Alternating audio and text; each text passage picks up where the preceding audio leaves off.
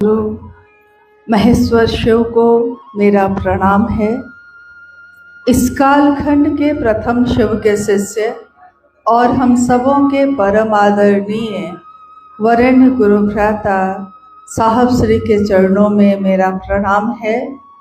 शक्ति स्वरूपा माँ नीलम आनंद जी के चरणों में मेरा प्रणाम है और गुवाहाटी के इस हॉल में उपस्थित नॉर्थ ईस्ट के विभिन्न स्थानों से आए सभी गुरु भाई गुरु बहन के चरणों में मेरा प्रणाम है।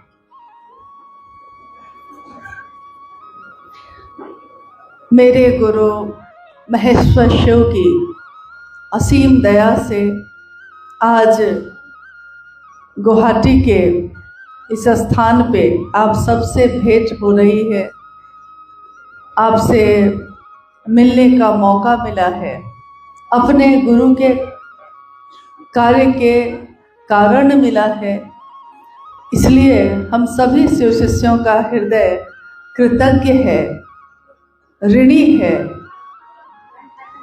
कि आज आपके कारण सुदूर क्षेत्रों में भी महादेव की बात फैल रही है। आप में से हम में से बहुत लोग ऐसे होंगे जो वर्षों बरस से शिव शिष्य बनकर अपने जीवन को जी रहे हैं। वर्षों बरस मतलब कोई 20 साल पहले शिव को गुरु बनाया होगा, कोई 30 साल पहले, कोई 1 साल पहले, कोई कुछ दिन पहले, लेकिन सबने शिव को अपना गुरु बनाया है। संदेश साहब श्री का सुनकर बनाया है।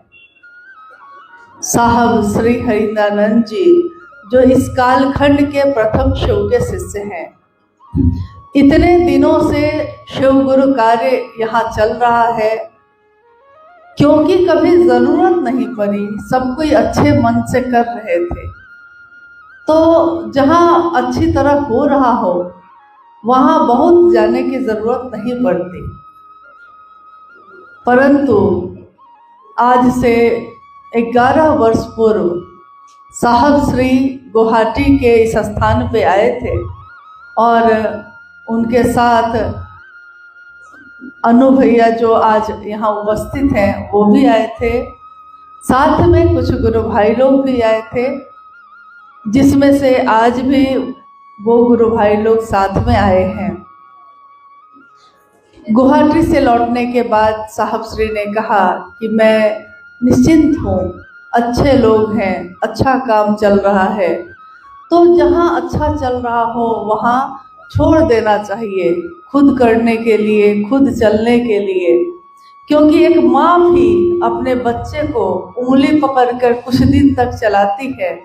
जब बच्चा छोटा होता है तो माँ की उंगली पकड़ के चलने की कोशिश करता है, गिरता है, फिर माँ उसको सहारा देती है, फिर वो चलता है।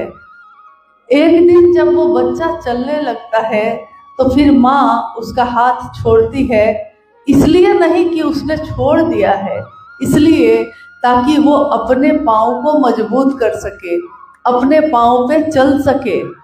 इसी तरह साहब श्री ने हम सभी का हाथ पकड़ के चलाया है और थोड़ा थोड़ा छोड़ते भी रहते हैं ताकि हमारे पाँव भी मजबूत हो, हम खुद भी शिव के शिष्य बनकर आगे बढ़ सकें, महादेव के काम को बढ़ा सकें।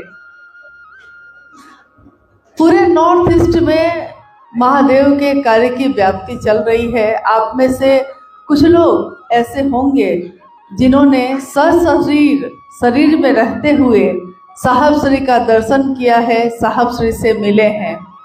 मुझको लगता है कि आज भी वो लोग यहाँ उपस्थित होंगे जो शरीर में साहब श्री के साथ मिले हैं। क्या उसमें से कुछ लोग ऐसे हैं यहाँ? आप में से कोई मिला है? काफी लोग हैं जो मिले हैं। कहते हैं कि जब सूरज को कोई देख लेता है तो सारे तारे छिप जाते हैं।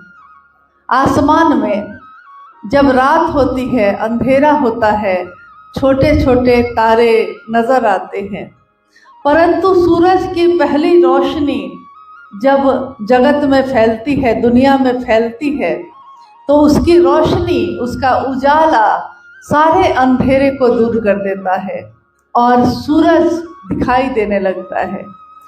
जिसने भी साहब श्री का दर्शन किया है उसकी अनुभूति ऐसी ही है कि जिसने दर्शन कर लिया, जिसने उनकी बातों को सुन लिया, जिसने उनको जान लिया, उसने शिव को भी जान लिया, क्योंकि वो शिव से जुड़े हुए लोग हैं। इस कालखंड में प्रथम शिव के शिष्य हैं। आज हम सब महादेव की चर्चा कर रहे हैं और लोग खूब इधर से उधर जा रहे हैं, शिव चर्चा की बहुत धूम है, परंतु हमको जानना होगा कि हम किस शिव की बात कर रहे हैं। शिव कौन है? भगवान है, उमा के पति हैं, या कपालिकों के आराध्य हैं, कपालेश्वर हैं। अघोरी जिसकी पूजा करते हैं वो है अघोरेश्वर है। हमने जिस शिव को अपना गुरु माना है, ये क्या वही शिव है जो भगवान है, जिनके सारे स्वरूप हैं? आइए हम लोग उस पे बात करते हैं। भगवान शिव की शिष्यता इस कालखंड में, इस सदी में जब शुरू हुई तो वो शुरू हुई थी शिव के शिष्य साहब श्री हईतानंद जी के द्वारा। सितंबर सन 1974 के नवंबर में ही साहब श्री ने आरा के गांगी शमशान में शिव को अपना गुरु बनाया था। आज हम लोग 2026 में रह रहे हैं। आज से कितने वर्ष पूर्व, 52 साल पहले, 52 वर्ष पहले साहब ने शिव को अपना गुरु बनाया था। परंतु इससे भी पहले जब वो खुद 12 साल के थे, उनके मन में पहली बार ये जिज्ञासा पैदा हुई थी, एक 12 साल के बालक के मन में ये जिज्ञासा कि लोग जन्म लेते हैं, आते हैं, फिर कहाँ चले जाते हैं। फूल जो खिलते हैं, खिल के खुशबू बिखराते हैं और क्यों मुरझा जाते हैं। सुबह होती है तो रोशनी हो जाती है, क्यों सूरज ढल जाता है और अंधेरा हो जाता है, ऐसा क्यों होता है। तो इस खोज में कि मैं चमत्कार सीखूंगा, अपने घर में उन्होंने देखा एक व्यक्ति को जो उनके पिता से मिलने आए थे। उसने इनको पढ़ाने का काम किया, मास्टर भी बने साहब श्री के, और मास्टर के रूप में पढ़ाते पढ़ाते उस दिन की जो घटना हुई, उसने साहब के जीवन की दशा और दिशा को बदल दिया। घटना ये हुई कि जब वो मास्टर पढ़ा रहे थे इनको, तो उन्होंने, एक बच्चा है, छोटा है, तो मास्टर जब पढ़ाता है तो पानी चाहिए या कुछ सामान चाहिए, तो वो उस बच्चे को कहता है। उस दिन उस मास्टर ने भी साहब श्री जो बालक है 12 वर्ष के, उनसे कहा कि एक खरीका ला दो। खरीका यानी दांत साफ करने का, जो नीम के दातून की तरह पतला पतला होता है, नीम के पेड़ से लोग तोड़ के पहले करते थे। अब तो बाजार में बिकता है, लकड़ी का बना आता है, प्लास्टिक का बना हुआ होता है, परंतु उस समय का दौर जो था उसमें दांत साफ करने के लिए लोग नीम के खरीके का प्रयोग करते थे। मास्टर साहब ने नीम का खरीका मांगा, परंतु बालक हरिंद्रानंद जी को बहुत गुस्सा था इस बात का कि अब ये मुझको पढ़ा रहे हैं। तो उन्होंने चिढ़कर, बालक है तो कुछ शैतानी, कुछ बदमाशी होती ही है, चिढ़कर उन्होंने आंगन में रखे हुए नारियल के झाड़ू से तिनका तोड़ा। नारियल के झाड़ू में तिनका होता है, तिनका तोड़ा और आकर मास्टर साहब को दे दिया। मास्टर साहब ने देखा तो समझ गए कि ये तो नीम का दांत खरीका नहीं है, ये तो नारियल के झाड़ू का टुकड़ा है। तो उनके अंदर का, जब हम गुस्से में आते हैं तो हमारे अंदर शैतान प्रकट होता है, जब हम प्रेम करते हैं तो हमारे अंदर से देवता प्रकट होते हैं। ये दोनों रूप हमारे अंदर ही होते हैं। उस दिन मास्टर जो पढ़ा रहे थे तो शिक्षक के रूप में पढ़ा रहे थे, परंतु जब बालक के शैतानी को समझा उन्होंने, तो उनके अंदर उस समय जो मास्टर कुछ शमशान साधना कर कर कुछ ऐसी ताकत को रखे हुए थे, वो प्रकट हो गया उनके अंदर। और उन्होंने खरीके को पटका वहीं जमीन पे, और पटकते ही खरीका सांप में बदल गया। वो छोटा लकड़ी का टुकड़ा सांप बनकर रेंगने लगा। इसको देखते ही साहब जो 12 साल के थे चीख पड़े, जोर से चीख कर वो अपने मास्टर के ऊपर ही कूद गए। घबराहट में परेशान होकर मास्टर ने देखा कि अरे ये बच्चा तो डर गया, तो उसने तुरंत कहा कि अरे अरे बउआ कुछ नहीं खे, कुछ नहीं खे, देखा खरीका बा। तो उन्होंने फिर देखा तो खरीका था, सांप कहाँ चला गया। अब बालक हरिंदानंद जी के मन में ये जिज्ञासा हुई कि ये जो अभी अभी सांप देखा मैंने, खरीका से सांप बना, सांप से फिर खरीका बना, ये हुआ कैसे। हमारे जीवन में प्रतिदिन चमत्कार होते हैं, प्रतिदिन कुछ न कुछ ऐसी घटनाएं होती हैं, परंतु हम समझ नहीं पाते। उस दिन जो साहब के सामने हुआ, तो उसके बाद वो उस मास्टर साहब के पीछे पड़ गए और उन्होंने कहा कि मुझको बताइए कि अभी जो आपने किया है कैसे किया, ये कैसे हुआ। मास्टर साहब ने कहा कि ये चमत्कार है, जादू है। चमत्कार कुछ सिद्धियां प्राप्त करके की जा सकती हैं। शमशान की साधना करके, कब्रिस्तान की साधना करके, मंत्रों का जप करके सिद्धियां प्राप्त की जाती हैं। छोटी छोटी सिद्धियां प्राप्त की जाती हैं, परंतु बड़ी सिद्धियां दे दी जाती हैं। तो छोटी सिद्धियां जिसमें चमत्कार सीखने की बात थी।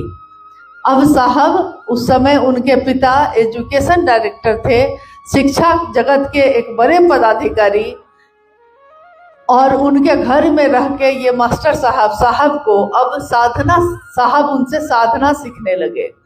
सिद्धि प्राप्त करनी है मुझको भी चमत्कार सीखना है।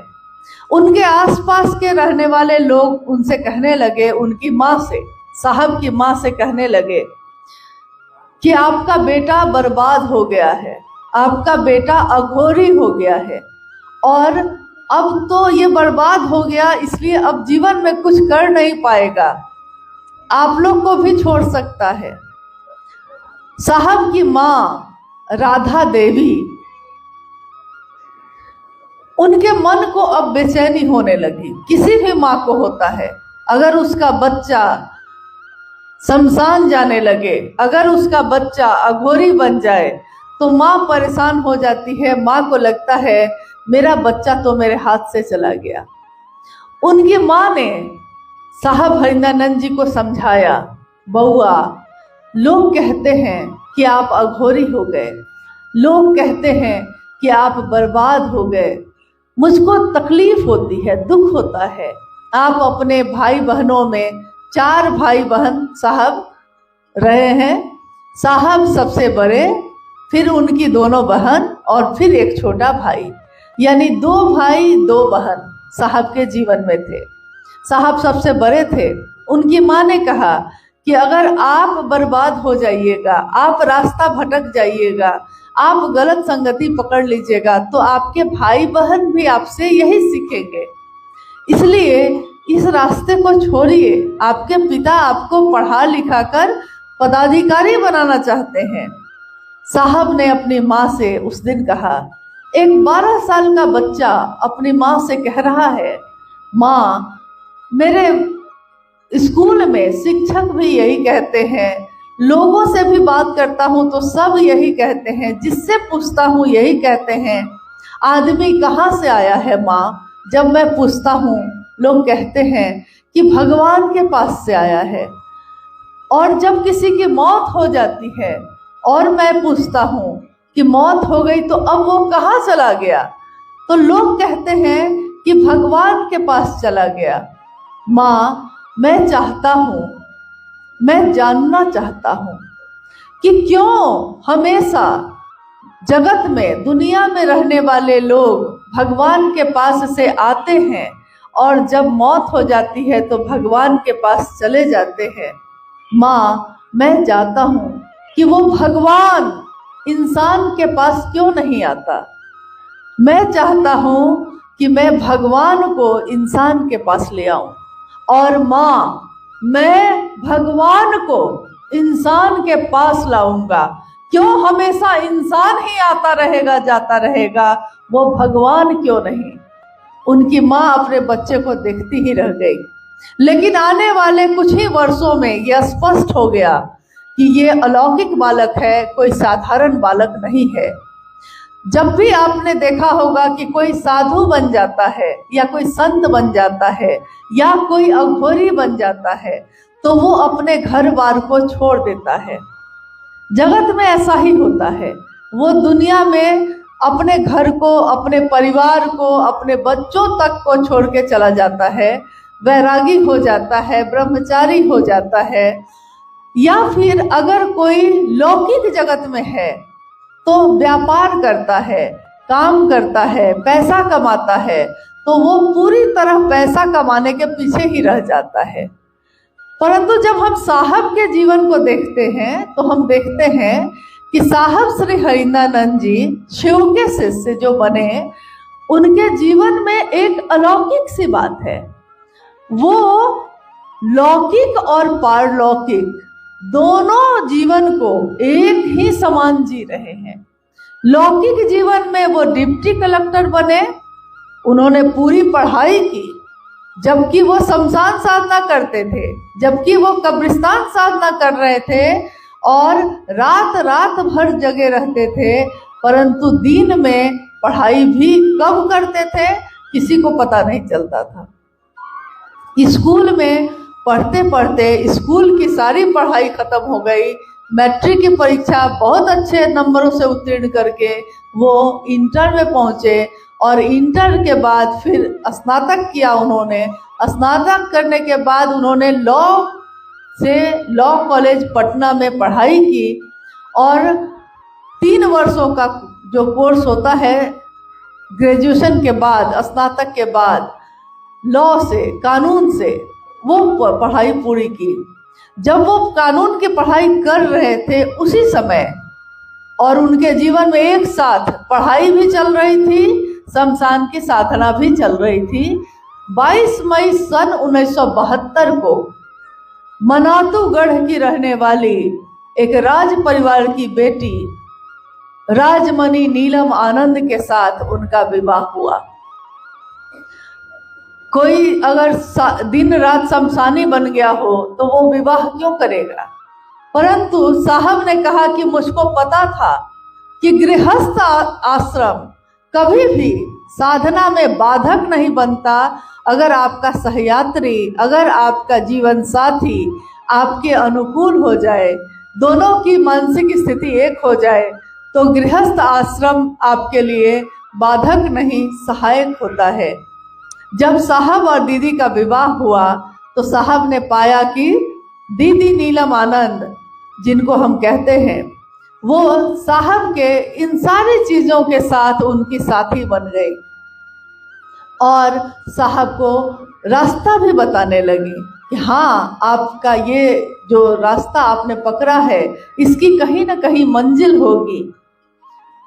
सन 1974 अपने विवाह के 2 वर्ष के बाद, सन 1974 के आधी रात में आरा के गांगी शमशान में साहब श्री के मन में ये बात उठी, जब उन्होंने अपने पिछले 14 वर्षों से जो वो साधना कर रहे थे, 14 वर्षों की साधना, आस्था अगर गहरी हो, विश्वास अगर अडिग हो, तो व्यक्ति के लिए घंटे और दिन महत्व नहीं रखते।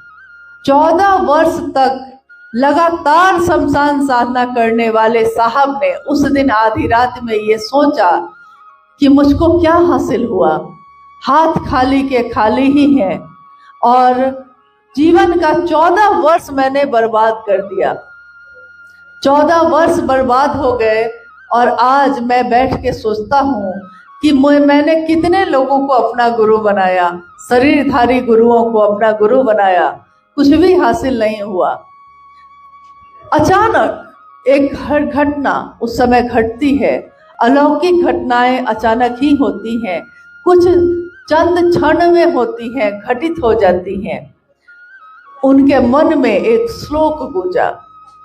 वो बैठे हैं आधी रात में अकेले शमशान में, और उनके मन में एक श्लोक जो हम लोग अक्सर पूजा पाठ में या गुरु की वंदना में अक्सर उस श्लोक को पढ़ते हैं। गुरुर ब्रह्मा गुरुर विष्णु गुरुर देवो महेश्वर गुरु साक्षात पर ब्रह्म तस्मै श्री गुरुवे नमः। ये श्लोक हम लोग हमेशा पढ़ते हैं। जब भी पूजा कोई होती है उसमें ये श्लोक जरूर पढ़ा जाता है। गुरु कौन है? गुरु वो होते हैं जिनमें ब्रह्मानी शक्ति है, यानी कि उत्पत्ति करने की शक्ति, पैदा करने की ताकत, हमारे मन को, हमारे तन को जो पैदा कर सकता हो वो गुरु होता है। और गुरु में इसीलिए ब्रह्मा की शक्ति यानी ब्रह्मानी शक्ति कहा गया कि गुरु में होती है। गुरु में वैष्णवी शक्ति होती है। वैष्णवी शक्ति यानी विष्णु की शक्ति। विष्णु की शक्ति क्या है? जीवन को चलाने की शक्ति, जीवन को चलाने की ताकत, जिसके कारण ये पूरा संसार चलायमान है। तो वैष्णवी शक्ति भी होती है और गुरु में रुद्राणी शक्ति भी होती है। रुद्राणी यानी शिव का एक रूप है, रुद्र का रूप। रुद्र के रूप में वो जीवन का लय करते हैं, ब्रह्मानी रूप में पैदा करते हैं, वैष्णवी रूप में रखते हैं और रुद्रानी रूप में लय होता है। आगे कहा गया है कि यहाँ तक कि वो परम ब्रह्म होते हैं। अब पर ब्रह्म किसको कहा गया? पर ब्रह्म कहा गया उस परम सत्ता को, उस परम ताकत को जिसके अंश हैं हम और आप, छोटे छोटे अंश, जिसकी ताकत से हमारा जीवन चलता है। जब किसी वही ऊर्जा, वही ताकत जब किसी मनुष्य में उतरती है तो मनुष्यात्मा कहा जाता है, जब किसी जीव में उतरती है जीवात्मा कहा जाता है, और जब घनीभूत होती है, जहाँ अक्षय स्रोत है वहाँ होती है, जहाँ से सारी चीजें निश्रित होती हैं वहाँ होती है, तो उसी ताकत को, उसी ऊर्जा को, उसी घनीभूत शक्ति को पर ब्रह्म कहते हैं, परमात्मा कहते हैं। परमात्मा, आपने गौर किया होगा कि संसार में देवी और देवताओं की गिनती नहीं हो सकती, इतने हैं। अक्सर लोग कहते हैं कि 33 करोड़ हैं, गिनती नहीं हो सकती, इतने देवी देवता हैं, बड़े से बड़े, मध्यम श्रेणी के भी, और न्यून से न्यून शक्तियां हैं, न्यून से न्यून देवी देवता हैं। जैसे न्यून से न्यून कैसी शक्तियां? हमारे गांव में आपने देखा होगा, अक्सर लोगों के गांव में कुल देवता होते हैं या फिर देवी की पिंडी होती है। तो देवी की पिंडी मिट्टी से बस पिंडी बना हुआ है, उसका कोई आकार नहीं है, परंतु वो शक्ति का स्वरूप है। तो बड़ी से बड़ी और छोटी से छोटी बहुत सारी शक्तियां हैं। यहाँ गुवाहाटी में जहाँ हम लोग बैठे हैं, माँ कामाख्या का धाम है ये, और माँ कामाख्या का ये धाम असम का क्षेत्र पूरा जो है शक्ति का क्षेत्र है, शक्ति तंत्र का क्षेत्र होती है। तंत्र का मतलब होता है ओझा गुनी नहीं, तंत्र का मतलब होता है प्रेम और समर्पण। जहाँ प्रेम हो और जहाँ झुकने की क्रिया आती हो, झुक जाना है, अपने आप को समर्पित करना है, साष्टांग उसमें नीचे झुककर अपने आप को अर्पित करने की विधा है ये। तो शिव के बारे में जब हम बात करते हैं तो इन तमाम देवी देवताओं के बीच एक ही सत्ता ऐसी है जिसको देवों का देव कहा जाता है। देवों का भी देव कौन है? महादेव। योगी, आदि योगी भी है शिव। योगी जो भी होगा, जो योग करता होगा, उसके आराध्य होंगे। लेकिन उसके परम आराध्य कौन होंगे? योगियों के भी जो ईश्वर हैं। कौन है वो? योगेश्वर। जो शमशान की साधना करते हैं, जो कब्रिस्तान की साधना करते हैं, जो आगम और निगम के रूप में बहुत सारी क्रियाओं को करते हैं, जब कपाल साधना करते हैं, वैसे लोगों के भी ईश्वर आराध्य कौन होते हैं? जो ये सारी क्रियाएं करते हैं, उसके आराध्य कौन है? ईश्वर कौन है उनका? कपालिकों का कभी आप जागा जागा महादेव हो, जगादा महादेव, ये जो जागरण भजन है, उसमें शिव के विभिन्न स्वरूपों में ये स्वरूप भी है। कपालेश्वर कौन है वो? कपालेश्वर है वो, जो सबके नाथ हैं। ये मेरे नाथ हैं, ये इनके नाथ हैं, लेकिन इनके भी जो नाथ हैं, जो नाथों के भी नाथ हैं, जो सबके परम है, पूज्य है, मुख्य है, मूल है, कौन है वो? तो हम कहते हैं उनको कि त्रिलोकी नाथ है वो। तीनों लोकों के जो नाथ हैं, तीनों लोकों के जो मूल है, त्रिलोकी नाथ। जो अमृत पीते हैं उनको तो हम देवता कहते हैं, कहते हैं ना। जो अमृत पीता है उसको हम देवता कहते हैं और सुर कहते हैं, और जो अमृत के लिए युद्ध करता है उसको असुर कहते हैं। आसुरी शक्तियां, राक्षसी शक्तियां कहते हैं।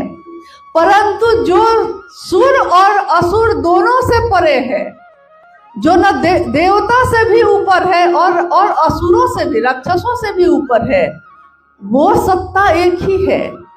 क्योंकि वही एक सत्ता ऐसी सत्ता है जो मान सहित विष खाई के शंभु भय जगदीश। देवता और राक्षस अमृत के लिए लड़ते रहे, और जब हलाहल विष निकला तो कोई देवता या राक्षस उसको छूने का भी साहस न कर सका। जिसको छूने का साहस न कर सका, उसको शिव ने हलाहल विष को उठाया और कहते हैं कि पूरा का पूरा उनके कंठ से उतरने लगा। तभी कहानी है, कथा है ये, कि तभी माँ पार्वती, शिव की अर्धांगिनी, शिव की अपनी, उसने क्या किया? उसने अपने हाथों को, उन्होंने अपने हाथों को बढ़ाकर शिव के कंठ पर लगा दिया। और कहानी है ये, कहानियां प्रतीक होती हैं, कहानियां समझाती हैं, हमको सिखाती हैं, कुछ ना कुछ हम सीखते हैं उनसे। कहानी है ये कि माँ पार्वती ने अपने हाथों को शिव के कंठ पे ले जाकर रोक दिया, और जितना हलाहल था वो सब एक जगह वहीं पे रुक गया। इसीलिए शिव का कंठ नीला दिखाया जाता है और कहते हैं उनको नीलकंठ, नीलकंठ महादेव। देखिए, सब देवी देवताओं ने उनसे मांगा था, राक्षसों ने भी उनसे मांगा, रावण ने भी उनकी तपस्या की और महादेव से तीनों लोकों का अधिपति बनना मांगा। भक्तों ने भी मांगा, शिष्यों ने भी मांगा, लेकिन जब शिव हलाहल पी रहे थे तो उन अपनों की भीड़ में से कोई उनके पास नहीं आया उस जहर को रोकने के लिए। कौन आया? जो उनकी अपनी थी। अपना होना क्या होता है? कौन था उनका अपना? वो शिव की वो शक्ति जो जागृत थी, जो जगी हुई थी, और जिसने हाथ बढ़ाकर उस हलाहल विष को भी रोक दिया अपने शिव के लिए। अगर शिव के शरीर में भी जाता तब भी शिव का कुछ नहीं बिगड़ता, परंतु जो अपना होता है उसको दुख होता है, उसको कष्ट होता है। उसी तरह जब जब महादेव के काम में कोई बाधा आती है, जब कोई इसमें कुविचार डालता है, जब कोई अपनी कुत्सित मनसा डालता है, जब जब उसकी आसुरी शक्तियां पैदा होती हैं, जब जब महिष बनकर वो सर उठाता है तो शिव की शक्तियां जाकर उसका मर्दन भी करती हैं। इसलिए महादेव के काम को, महादेव का नाम लेकर जिसने भी शिव को अपना गुरु बनाया है, उनको शिव पे कलंक लगाने का काम नहीं करना चाहिए। नहीं तो आप असम का ये पूरा क्षेत्र माँ कामाख्या की गोद में ही बैठा है। और माँ कामाख्या की ये जो ताकत है, ये जो शक्ति है, ये शिव की है। संसार जब पैदा भी नहीं हुआ था, सारी शक्तियां जब सोई थी और शिव ने सोचा था, इतना ही भर सोचा था, एको हम बहुत श्याम, मैं एक हूँ, मैं एक शिव, अपनी तमाम समस्त शक्तियों के साथ सोया है। शिव जगे हैं, शक्तियां सोई हैं, सुसुप्तावस्था में हैं। और जैसे ही शिव सोचते हैं, एको हम बहुत श्याम, मैं एक हूँ अनेक हो जाऊं, ये सृष्टि बनने लगती है, ये दुनिया बनने लगती है। और दुनिया बनते बनते आकाश बनता है, हवा बनती है, अग्नि बनती है, जल बनता है और पृथ्वी बनती है। 5 तत्वों से बनी है ये दुनिया, 5 तत्वों से बना है ये शरीर, 3 गुणों से बंधा है ये पूरा संसार, और 3 गुणों से ही बंधा है ये हमारा आपका मन भी। सत रज तम तीनों से बंधा है, संसार भी उसी से बना है। जिसकी इच्छा से ऐसी ऐसी दुनिया पैदा होती है, रहती है और लय होता है, उस शिव की इच्छा का प्रतिफल है हम और आप।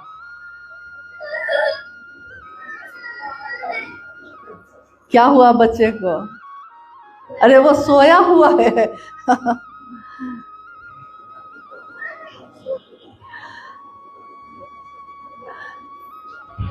तो उस शिव का प्रतिफल है हम लोग आप। अब सोचिए तो जरा, अगर एक तत्व, शिव का एक तत्व तेज हो जाए, खूब पानी होने लगे, खूब बारिश होने लगे, आप बर्दाश्त कर सकिएगा? बाढ़ का पानी आ जाए, बड़े से बड़ी इमारत भी बर्दाश्त कर सकेगी? नहीं कर सकती है। शिव का एक तत्व, अग्नि की एक चिंगारी किसी घर में अगर सुलगती रह गई तो वो बड़ी से बड़ी इमारत को भी खाक बना देती है। आसमान की बिजली, एक बिजली अगर कहीं गिर गई तो उस स्थान पे राख का ढेर बन जाता है, चाहे वो पेड़ हो, चाहे वो इंसान हो, चाहे वो चट्टान हो, तो राख बन जाता है। और हम और आप में ताकत ही क्या है? हमारे आपके इच्छा में बल ही क्या है? परंतु हमने शिव को अपना गुरु बना लिया, उस शिव को जिसके ऊपर अब कुछ भी नहीं है। स्वयंभू, ये भी शिव का एक नाम है, स्वयंभू, इसीलिए शिव को शंभु भी कहा जाता है। तो जो स्वयं पैदा हुआ हो और जिसके कारण तमाम कायनात है, सब पैदा हुए हैं, उसकी ताकत में कितना बल होगा, उनमें कितना बल होगा। जैसा एक गुरु भाई गा रहे थे, बोल रहे थे उस समय कि जिसकी रचना इतनी सुंदर, सतीश जी बोल रहे थे, जिसकी रचना इतनी सुंदर, वो कितना सुंदर होगा। सोचिए तो, कल्पना की जा सकती है? जिसका संसार इतना सुंदर है, वो शिव कितना सुंदर होगा। इसलिए एकमात्र शिव के लिए कहा गया है सत्यम शिवम सुंदरम। सत्य, जिसका सत्य कभी नहीं बदलता और जिसकी सुंदरता भी कभी नहीं बदलती, सत्य जो शिव है, सुंदर जो शिव है, जिसका कभी क्षय नहीं होता, जिसमें कभी कुछ घटता नहीं है, कुछ बढ़ता नहीं है, जो सत्य है सो है। हमारी आपकी सत्यता बदलती है। कैसे कैसे बदलती है हमारी आपकी सत्यता? आज शिव मेरे प्रिय हैं, आज साहब मेरे प्रिय हैं, कोई कहता है।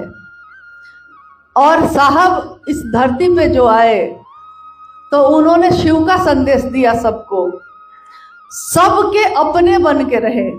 उनसे ज्यादा मित्र, उनसे बड़ा शुभचिंतक हमारा दुनिया में कोई नहीं।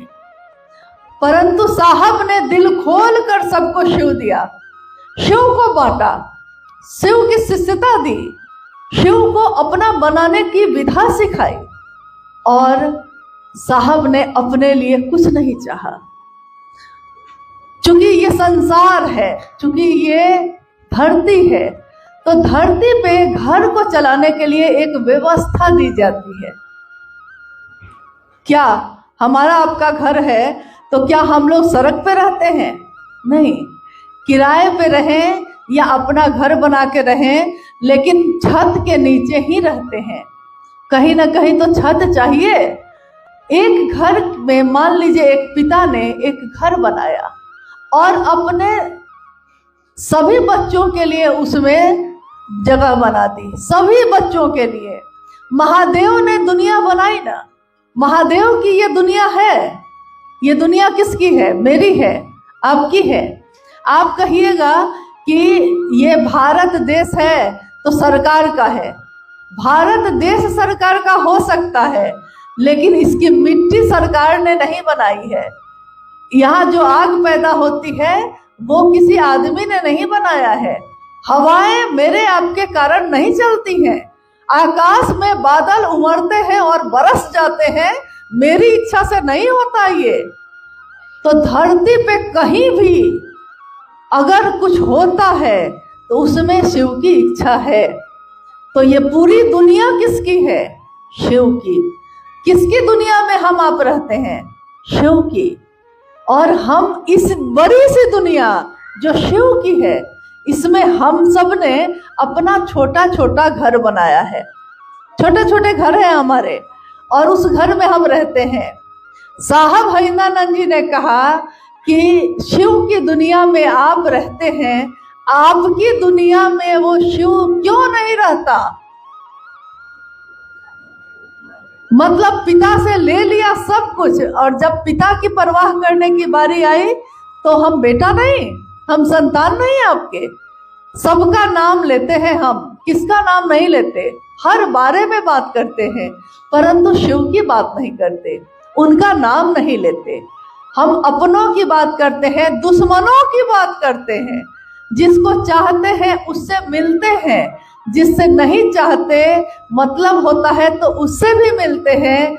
मगर वो शिव कहता है कि हमेशा मतलब से ही मिलते हो, कभी मिलने के लिए भी तो मिला करो। मिलने के लिए आए हैं इसके लिए भी तो आया करो। क्या हमेशा मतलब के लिए ही मिलोगे? और संसार में जितने भी लोग आए सबने शिव से चाहा, शिव से चाहा, शिव से मांगा। यहाँ तक कि कोई विचारों में जुड़ा तब भी, कोई भाव में जुड़ा तब भी उसने शिव से मांगा, कोई प्रेम में हुआ तब भी मांगा, और जब कोई भक्त बना तब भी मांगा। जैसा उदाहरण आता है रावण का कि रावण शिव का भक्त था, दधीची शिव के शिष्य थे, मच्छिंद्रनाथ शिव के शिष्य हुए, तो शिव के शिष्य भी हुए, शिव के भक्त भी हुए। मगर कहीं ना कहीं कुछ न कुछ एक चीज उसको पकड़े हुए है, कोई ना कोई एक बंधन है, कोई ना कोई एक चाहत है, कोई ना कोई एक कामना है। लेकिन इस कालखंड में जिन साहब की बात हम आप कर रहे हैं, सुबह से ये चर्चा हो रही है और अब अपने समापन की ओर है, कुछ ही देर में खत्म हो जाएगी। लेकिन जिस शिव की बात हम कर रहे हैं, जिस साहब हरिंदानंद जी की बात हम कर रहे हैं, साहब हरिंदानंद जी ने शिव से क्या चाहा, क्या मांगा? क्या साहब हरिंदानंद जी ने शिव से तीनों लोगों की संपत्ति मांगी? मांगी? किसी ने सुना है ऐसा? क्या उन्होंने सम्मान मांगा? क्या उन्होंने सुविधा मांगी? उन्होंने कहा मैंने शिव के लिए शिव को चाहा है, मैंने शिव से कुछ नहीं चाहा है, और मैं चाहता हूं कि आप भी ऐसे ही बने, आप भी शिव को चाहें। शिव से चाहने वाले लोग हुए, परंतु शिव का शिष्य भी अगर शिव से ही चाहेगा, शिव को नहीं चाहेगा तो शिव का शिष्य आप हुए क्यों? शिव का शिष्य अगर अपने जीवन में कोई भी काम करेगा तो वो अपने गुरु के लिए करेगा, अपने शिव के लिए करेगा, अपने शिव की स्थापना के लिए करेगा, वो अपनी स्थापना नहीं चाहेगा।